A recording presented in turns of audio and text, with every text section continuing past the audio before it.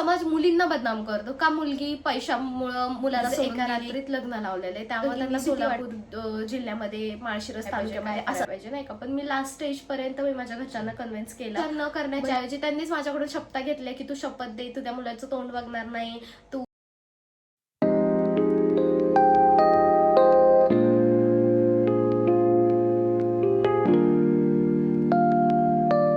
Hi hello everyone, कसे आहात तुम्ही सगळे. अपेक्षा करते की खूप छान मस्त मजेत असाल. तर मी गौरी स्वागत करते तुमचं आपल्या लव्ह स्टोरी पार्ट 7 मध्ये. तर मला म्हणजे मी करणार नव्हते शूट हा, आणि माझी तब्येत इतकी डाऊन आहे, इतकी सर्दी झाली आहे, मला हे पूर्ण सुजलंय माझं. पण मला खूप साऱ्या कमेंट येत होत्या की लव्ह स्टोरी पार्ट 7, 8 कुठे आहे म्हणून. तर म्हटलं की ठीक आहे चला मग घेऊन येऊयात म्हणून म्हटलं 2 मिनिटात म्हणजे जेवढं काय होतंय माझ्याकडून, जेवढं काय पॉसिबल होतंय तेवढं सगळं काही शूट करावं. सो तुम्ही सुद्धा असाच कॉपरेट करा मला, कारण की चुकून मुकून शिंक वगैरे आली तर चला मग वेळात वेळ न घालवता आपण स्टार्ट करूयात आपल्या लव्ह स्टोरीला. तर जसं की मी मागच्या ब्लॉगमध्ये तुम्हाला सांगितलं होतं, हां, तर आमच्या इथे एक गाडा आला होता नाही का, त्याचा साऊंड येतो, त्यामुळे मग मी थोडा वेळ बंद केलं होतं. तर चला मग आपण वेळात वेळ न घालवता लगेच स्टार्ट करूयात आपल्या लव्ह स्टोरीला. तर जसं की मी मागच्या ब्लॉगमध्ये तुमच्यासोबत शेअर केलं होतं की मला एका रिलेटिव्हकडे ठेवलं होतं, आणि त्यानंतर नाही का म्हणजे आमचं असं झालं होतं की गौरी तुला तिकडे आता तुझ्या घरच्यांनी ठेवलंय नाही का, मग तिकडून तुझं लग्न जर लावलं, जसं मी मागच्या ब्लॉगमध्ये सांगितलं की आमच्या घरामध्ये असं एका मुलीचं झालंय जिचं एका रात्रीत लग्न लावलेलं आहे, त्यामुळे त्यांना भीती वाटत होती की बाबा तुझं पण असं नको व्हायला. आणि मेन पॉईंट हा आहे की त्यांना माझं गाव वगैरे काहीच माहीत नव्हतं नाही का, म्हणजे माहीत होतं की मी सोलापूर जिल्ह्यामध्ये माळशिरस तालुक्यामध्ये असं राहते. मग लोक म्हणजे कसं त्यांना थोडं वाटायला लागलं की बाबा नाही, जर लग्नच लावलं तर प्रॉपर आपल्याला एक्झॅक्ट गाव तरी माहिती पाहिजे हिचं. आणि माझं पण एक तसंच होतं की नाही का, मी कसं येणार, मला ठीक आहे ह्यांचं म्हणजे कुठं राहतोय हा हे माहिती होतं, एक्झॅक्ट घर माहीत नव्हतं, किंवा घरातले काय रिॲक्ट करतील ह्याचे मम्मी पप्पा असं नाही का, एक थोडंसं होतं. मग त्यामुळे मग मी म्हटलं की बघू नाही का. मग मी त्यानंतर खूप विचार केला, म्हटलं काय करायला पाहिजे नाही का. पण मी लास्ट स्टेजपर्यंत मी माझ्या घरच्यांना कन्व्हिन्स केलं. म्हणजे असं नाही आहे की मी म्हणजे होप सोडून दिले होते, असं नव्हतं. मी एका बाजूने असं म्हणत होते की नाही, त्यांना जर माझी खरंच काळजी असेल ना तर ते कुठेतरी माझा विचार करतील. पण त्यांनी विचार न करण्याच्या ऐवजी त्यांनीच माझ्याकडून शपथ घेतले की तू शपथ दे, तू त्या मुलाचं तोंड बघणार नाही, तू असं दे तसं दे, तू आम्हाला प्रॉमिस दे वगैरे वगैरे वगैरे. मी त्या पिरियडमध्ये मला सेफ ठेवायचं होतं, त्यामुळे मी शपथा दिल्या. अजूनही बाहेरच्या लोकांकडून ऐकायला येतं की तुझ्या घरातले असे म्हणतात ते. आणि जर हां, आता थोडा लांब गेला आवाज, तुम्हाला येतच असेल, जरी नाही आला तरी बरं, ग्रेट आहे. तर काय म्हणायचं होतं, हां, तर त्यांचं म्हणणं असं होतं. आणि त्यानंतर मग माझ्याकडून त्यांनी खूप साऱ्या शब्द घेतल्या, आणि आता मला लोकांच्या कानावरून, लोकांच्या म्हणण्यावरून असं ऐकायला येतं की तुझ्या घरातले तुझ्यावरून नाराज आहेत का, तर तू त्यांच्याकडे शपथ दिली होती, शपथ घेतली होती, तरी पण तू जेव्हा करायचंय तेच करणार. अरे माझं खरं प्रेम होतं. कसं आहे ना, समाज मुलींना बदनाम करतो का मुलगी पैशामुळं मुलाला सोडून गेली, किंवा हिला लव्ह मॅरेज करायचं नव्हतं, किंवा असं तसं. आणि मला नव्हतं तसं काय, मला पैसे नव्हते पाहिजे ना, त्याला हुंडा पाहिजे होता ना, मला काही इस्टेट प्रॉपर्टी पाहिजे होती, अजिबात नाही. मला त्याचं बॅकग्राऊंड पण माहीत नव्हतं की तो कसा आहे किंवा काय काम करतो, एवढंच माहिती होतं. म्हणजे किती कमवतो, किंवा मी कधीच त्याला पैशाच्या बाबतीत विचारलंच नाहीये इव्हन, म्हणजे आतापर्यंत पण मी विचारत नाही. हा ठीक आहे, तुझं करतोयस ना, घर भागवतोयस ना, मला खुश ठेवते ना, बास, अजून काय पाहिजे एखाद्या मुलीला आयुष्यामध्ये. मग माझं एक तसाच होतं इंटॅक्ट नाही का, मी कशाला त्याला विचारू कुठल्या गोष्टी. किंवा मग माझ्या घरच्यांचं कसं झालं की नाही, तू आम्हाला प्रॉमिसेस दिले आणि तू शेवटी करायचंय तेच केलं. हो, मी करायचं तेच करणार होते, कारण की माझं त्याच्यावर खरं प्रेम होतं. तर सॉरी. हां, तर त्यानंतर काय झालं की मी मग नंतर मग नंतर खूप डोक्यावरून पाणी गेलं. त्यावेळेस जत्राच चालू होती. फेब नंतर सगळ्याच देवांचे, सगळ्याच गावातल्या जत्रा चालू होत्या. तशी आमच्या गावची पण जत्रा होती. त्यामुळे माझ्या घरात ते जे कोणी मेन माणसं आहेत किंवा वडील चुलते, ते लोक गेले होते जत्रेला. जॉईंट फॅमिली नाही, पण गावाला जाऊन ते लोक गेले होते. वेगवेगळे राहतात सगळे, त्यामुळं मग नंतर मग नाही का, मला वाटलं की हाच प्लस पॉईंट आहे. तर त्याच्यानंतर झालं काय, तर 9 फेबला माझा बर्थडे असतो. तर 9 फेबला मला 18 कम्प्लीट झालं. आणि ज्या मी रिलेटिव्हकडे राहत होते ना, ते मला म्हटले मग काय गौराबाई 18 पूर्ण होत आहेत, पार्टी वगैरे आहे का. आणि माझं असं होतं 18 पूर्ण होते, म्हणजे मला माहीत सुद्धा नव्हतं की मला या 9 फेबला 18 कम्प्लीट होणार आहे आणि मला 19 लागणार आहे. माझं असं थॉट होता की मला 17 कम्प्लीट होऊन 18वर लागणार आहे, 1 वर्ष थांबावं लागल.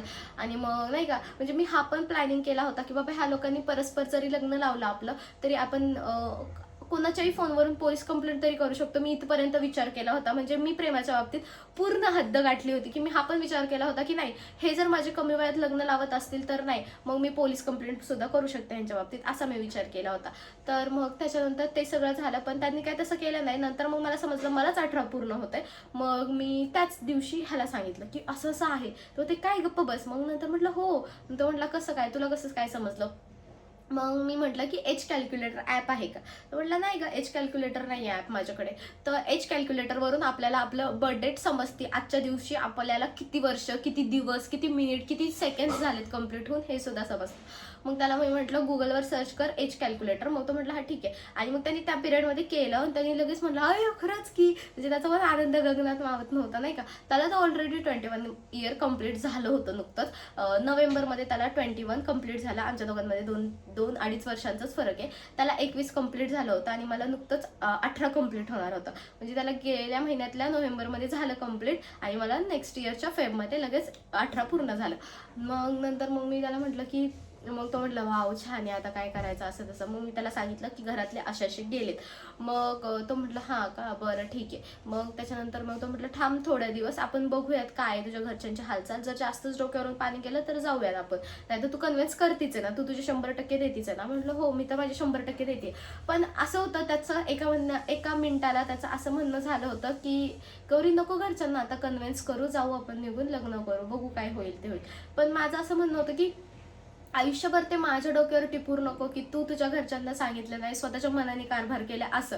उद्या मला काही झालं किंवा मला लोक येऊन बोलले तरी मी प्राऊडली सांगू शकते की मी त्या लोकांना सांगितलं होतं की माझं ह्या मुलावर प्रेम आहे, तुम्ही लग्न नाही लावून दिलं ही तुमची चूक आहे.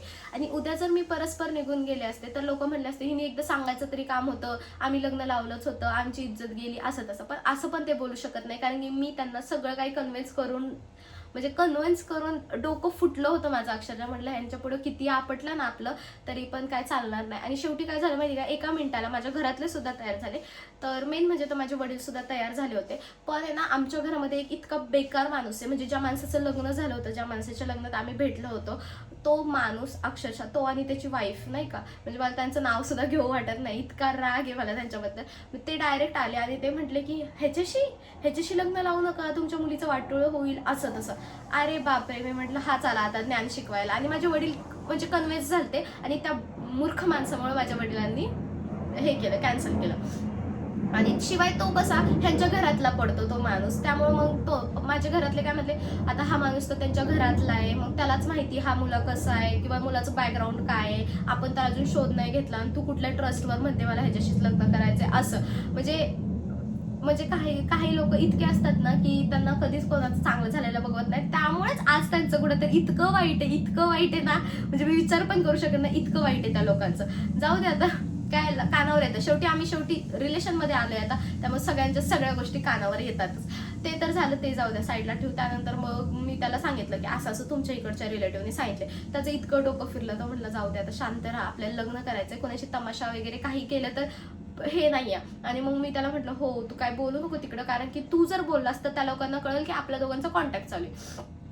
मग तो म्हटलं हा ते पण आहे.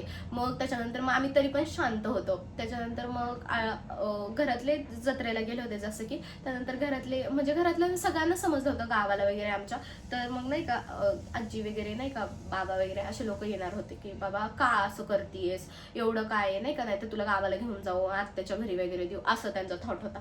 आणि मग त्या पिरियडमध्ये मग मला खूप जास्त टेन्शन, सॉरी ह्यांचा फोन आला होता. आणि मग त्याच्यानंतर मग मला समजलं नाही का, घरातले म्हणले अरे तुला आयब्रो करायची असते ना, आयब्रो करून ये नाही का. ही 15 फेबची काहीतरी गोष्ट आहे. आणि 15 फेबला आम्ही रिलेशनशिपमध्ये आलो होतो 15 फेबला.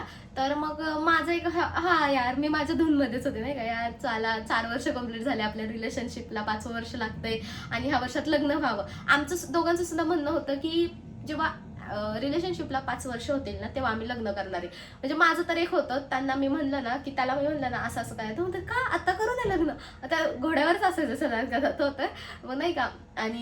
आणि मी त्याचा आहे ना जुना फोटो आहे ना, तो आता तुमच्यासोबत सुद्धा शेअर करते, मी इकडे लावते आणि माझा सुद्धा लावते, म्हणजे आमच्या दोघांचा आहे तो. आम्ही एका फ्रेंडच्या बर्थडेला जसं म्हटलेलं तुम्हाला भेटलेलो, तर तो फोटो सुद्धा लावते. इतके क्यूट दिसत होतं, तुम्ही ओळखणार सुद्धा नाही की हे आम्हीच दोघं आहे म्हणून.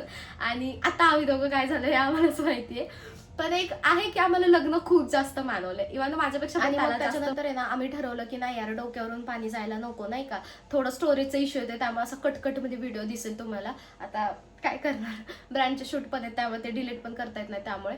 तर त्याच्यानंतर काय झालं, कुठे होते मी, कुठे होते.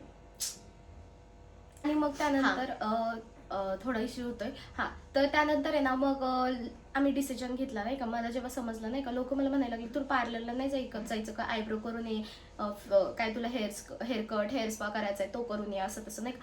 मला थोडं थोडं अंदाज लागायला लागला. आणि त्यात खुसरू बुसरू व्हायची खूप. आणि मग ती घरात असल्यामुळे कानावर येत होती की नाही का, परस्पर लग्न लावायचं का, ऐकतच नाहीये पोरगी, ऐकण्याच्या बाहेर जाण्यापेक्षा असं तसं, नाही का. आणि मग माझं डोकंच फिरायला लागलं, इतकं डोकं फिरलं होतं ना. मी म्हटलं विचारा तरी ऍटलिस्ट मला ना, ठीक आहे बाबा तुझं म्हणणं काय आहे, नक्की करायचंच आहे का, म्हणजे इतकं डोक्यावर पाणी गेलं तर म्हटलं जाऊ दे मरू दे, ते सोडून दिलं. त्यानंतर मग मी ह्यांना कॉन्टॅक्ट करायला लागले, अशी अशी गोष्ट आहे म्हणून. ह्यांचं म्हणणं होतं की ठीक आहे बघू आपण, उद्या परवाचं बघू. उद्या परवामध्ये आली 16 तारखेची गोष्ट आहे, 16 फेब्रुवारीची. 15 फेब्रुवारीला त्यांनी फक्त पार्लरचं बोलले, आणि 16 फेब्रुवारीला ते बोलले की कुसरू व्हायला लागले की 18 तारखेला लोक येणार आहेत, असं तसं, नाही का, 18 फेब्रुवारीला. मग मी 16 तारखेच्या रात्री ह्यांना सांगितलं. 17 तारखेपर्यंत माझं ह्यांनी दिलेला तो स्क्रीन टचचा मोबाईल होता, तो एकदम व्यवस्थित होता, काहीच झालं नव्हतं. 18 तारखे आम्ही ठरवलं, 18 तारखेला 1:45 वाजता निघून जायचं. 1:45 का 11:45 वाजता, 11:45 वाजता. हा, तर 11:45 वाजता का, तर 11:45 वाजता सगळे तिथले वर्किंग होते, आणि ते 11-12च्या आसपास जॉबला जात होते, नाही का, घरात कोणी नसायचं त्यामुळे. तर मग तो मला म्हटला की ठीक आहे चालेल, तुझे मेन जे काही डॉक्युमेंट आहेत ते घेऊन ये. आणि मी इतकी हुशार होते, माझं आधार कार्ड, माझी लाईट बिल, जे काही लागतं ना ते आधीच मी फोटो सेंड करून ठेवले होते. आणि इकडून घरच्यांकडून मी झेरॉक्स घेतले होते फक्त, की मला ह्याच्यासाठी लागते, कशासाठी, काहीतरी कॉलेजमध्ये मागितले मी, असं सांगितलं. त्यावेळेस मी 12th होते. आणि त्यानंतर मग 18 फेब्रुवारीला मग मी ठरवलं की निघून जायचं, नाही का. जे काही येतील हाताला पटपट पटपट कपडे भरले, जे काही कानातले वगैरे, नाही का, सँडअप होता त्यामुळे मग ते कानातले वगैरे म्हटलं की छान, मला एक होतं की मला लग्नात छान सुद्धा दिसायचंय. आणि तोवर इकडं त्याची, नाही का, तयारी की काय तुला साडी अशी घेऊ का, तसं घेऊ का. आणि मग मी साडी डिसाईड केली का, तर मला त्याच साडीवरचा माझ्याकडे सेम ब्लाऊज होता त्यामुळे. मग त्याला म्हटलं रेड कलरची साडी घे, ज्याला गोल्डन कलरची बॉर्डर असेल. त्याचं तिकडं ते चालू होतं साडी घेण्याचं, त्यांनी जोडवे पण घेतले होते, असं नव्हतं, नाही का. आणि त्यानंतर घरातले कोणी नव्हतं लग्नाला, नाही का, आमच्या त्याच्या पण नव्हतं, माझ्या पण नव्हतं. तर मग लग्न वगैरे केलं. त्यांनी 3 विटनेस आणले होते. विटनेस तर लागतातच, जे कोणी कोर्ट मॅरेज केले किंवा ज्यांनी कोणी आळंदीमध्ये लग्न केले त्यांना माहितीच असेल. त्यानंतर मग त्याचे फ्रेंड्स होते, ते म्हणजे जवळचेच होते, फ्रेंड्स पण नाही, असे जवळचे होते, म्हणजे नाही का आता. आणि मग त्यांनी ते लोक आणले, मी तो इकडून निघाले. आणि त्या पिरियडमध्ये तो फोन डायरेक्ट हे झाला, त्याचा डिस्प्लेच उडाला. आणि माझं इतकं डोकं हे झालं ना, आता काय करू, मी त्याला आपटते तरी तो फोन काही हेच होत नव्हता, नाही का. 1 मिनिट मी तुम्हाला फोन सुद्धा दाखवते. हाच तो फोन आहे. सॅमसंगचा नाही, विवोचा होता. आणि हा कवर मी लग्नानंतर घेतलेला, मला खूप जास्त आवडलेला. लग्नानंतर पण 2 महिने वापरला मी. आणि हा फोन होता तो. हा फोन आता पण चालू नाहीये, तसाच आहे, डिस्प्ले गेलेला आहे. तर त्यानंतर डिस्प्ले गेला आणि हा येऊन थांबला होता. पण ह्याला कसं त्या घराच्या तिथं आसपास फिरकला असता तर कुणी पण आला असतं, कोणी पण बघितलं असतं तर लगेच डाऊट आला असता. त्यामुळे तो काय त्या घराच्या आसपास फिरकला नाही. ह्यांचा एक मित्र होता, तर तो म्हणला आणि मी ओळखते कुठं, मी ह्यांचा कुठलाच मित्र मी कधी पाहिलाच नव्हता इव्हन, म्हणजे नाही का. आणि मग ह्यांना माहिती होते माझे फ्रेंड सर्कल, म्हणजे मला गर्ल्सच फ्रेंड होत्या, मी बॉईजला कधी फ्रेंडशिप केलीच नाही, असं होतं. तर मग आणि मी त्याला पाहिलंच नाही. तो मला म्हणला कृष्णाला ओळखतेस ना, म्हणलं हो का. आणि मग तो म्हणला अगं तो आलाय, तो मला लग्न करायचंय ना. आणि मग मला असं झालं यार चला नाही का. आणि मग मी पटपट जे सामान जे दिसते ते घेतलं. पहिलं तर जर्किंग होतं माझ्या अंगात, ते खूप मेन होतं, कारण की फेबमध्ये थंडी असते, असं नसते. आणि त्यानंतर आहे ना कपडे सुकायला घातले होते, आणि त्याच्यामध्ये माझा स्टोल नेमका धुतला होता, आणि तो हाय तसा ओढला मी तशीच. त्याच्यानंतर ती एक शेजारी भिंत होती 2 घरांच्या मधली, त्या भिंतीवरती थोडंसं ताराचं कंपाऊंड होतं, त्याच्यावर चढून मी उडी मारली. म्हणजे माझ्या अंगात एवढी डेअरिंग कुठून पैदा झाली काय माहिती. आणि आम्ही आता जरी विचार केला ना तरी ती गोष्ट आम्हाला आठवत नाही की एवढी डेअरिंग कशी काय आली, नाही का. आणि मग त्याच्यानंतर मग हळूहळू अशी निघाले नाही का घराच्या बॅक साईडने. आणि मग मला भीती वाटत होती नाही का बाबा नाही का. आणि त्याच्यानंतर मग आम्ही पहिल्यांदा गेलो आळंदीला जाता जाता पण नाही का इकडं तिकडं बघत कोण दिसतंय का कोण नाही. मग ह्यांनी ऑलरेडी अरेंजमेंट केली होती आणि मग त्याच्यानंतर तिथे आमचं लग्न झालं आळंदीमध्ये. सगळं व्यवस्थित झालं. त्यांनी जे क्वेश्चन्स असतात ना, तुला व्यवस्थित आणले का, तू नशेत आहे का, तुला काही फोर्स आहे का, असं तसे क्वेश्चन्स असतात ते त्यांनी विचारले. म्हटलं नाही, मी माझ्या सहमतीने आलेली आहे असं तसं नाही का. तर ते झालं, लग्न वगैरे झालं. लग्न झाल्यावर मेन टास्क जायचं कुठं आता. मग त्याच्यानंतर मी म्हटलं की सांग तुझ्या घरी नाही का फोन करून की मी आणि गौरीने लग्न केले. आणि आमच्या घरच्यांना भनक लागली, गौरी नाहीये घरात म्हटलं. मग लगेच फोन फिरले, कृष्णा आहे का घरात नाही का, कृष्णा कुठे गेलाय. आणि मग मम्मींनी आमच्या म्हणजे माझ्या सासूबाईंनी मम्मींनी आमच्या काहीतरी बोलले होते की काय माहिती कुठे गेला असेल, इथंच नाही तो काय जाणार नाही असं तसं नाही का. पण नंतर ते येताना त्यांची बॅग सुद्धा भरून आले होते. जर घरच्यांनी नाही स्वीकारलं तर आपण कुठेतरी आपला हे केला पाहिजे. त्यामुळे त्यांनी त्यांची बॅग पण आणली होती भरून. आणि मग लग्न वगैरे झालं. मी तुम्हाला आमच्या लग्नाचे फोटो इकडे अटॅच करेलच. त्यानंतर मग फोन करून आम्ही ह्यांच्या घरी सांगितलं आणि घरच्यांची रिॲक्शन काय होती हे आपण लग्नानंतरच्या थ्रिलमध्ये बघूयात. कारण की आता आमची लव्ह स्टोरी इथेच संपलेली आहे आणि त्यानंतर आमचं लग्नानंतरचं थ्रिल किंवा संसार कसा झाला किंवा पुढच्या गोष्टी किंवा एवढा मोठा संसार आम्ही आता कसा उभा केलेला आहे हे मी तुम्हाला नेक्स्ट व्लॉगमध्ये सांगते. सो नेक्स्ट व्लॉगसाठी ना आपल्या चॅनलला आता सबस्क्राईब करून ठेवा, बेल आयकॉन सुद्धा क्लिक करा म्हणजे माझे नवीन अपडेट तुमच्यापर्यंत येत राहते. सो चला मग, छान आणि मस्त अशी माझी लव्ह स्टोरी आम्ही कंप्लीट केलेली आहे. कसा वाटला ब्लॉग नक्की मला कॉमेंट करून सांगा. चला मग बाय, भेटूया आपण पुढच्या ब्लॉगमध्ये. Take care friends.